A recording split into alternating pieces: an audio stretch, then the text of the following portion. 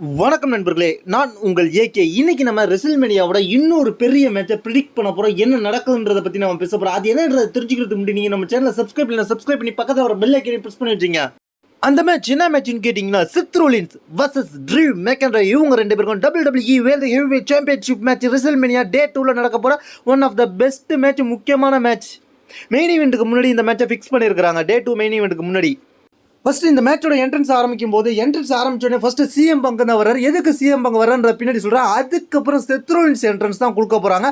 அதுக்கப்புறம் ட்ரூ மெக்கன்ட்ரை தான் என்ட்ரன்ஸ் கொடுக்க போகிறாங்க. இந்த மூணு பேரும் மாசா ஒவ்வொருத்தவங்களும் பயங்கரமான என்ட்ரன்ஸோட வர போகிறாங்க.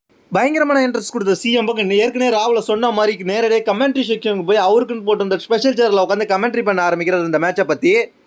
அதுக்கப்புறம் இந்த மேட்ச் ஸ்டார்ட் பண்ண போகிறாங்க. ஸ்டார்ட் பண்ண ஆரம்பிச்சதுலேருந்து சிஎம் பங்க் என்ன பண்ணுறாருன்னு கேட்டிங்கன்னா, சிஎம் பங்க் தான் இந்த மேட்சை வேறு லெவலுக்கு தூக்கிட்டு போகிறாரு.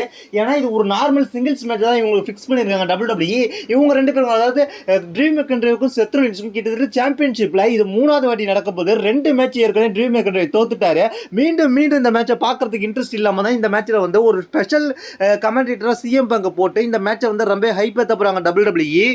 அது மட்டும் இல்லாமல் சிஎம் பங்கு ஏற்கனவே ட்ரூ மெக்கன்ட்ரையும் பிடிக்காது, செத் ரோலின்ஸும் பிடிக்காது. அதனால இந்த மேட்ச்சில் வந்து ரெண்டு பேரும் ஒவ்வொரு வாட்டியும் மூவ்மெண்ட் போடும்போது சிஎம் பங்க் கண்டிப்பாக ட்ரோல் பண்ணிக்கிட்டே இருப்பார்.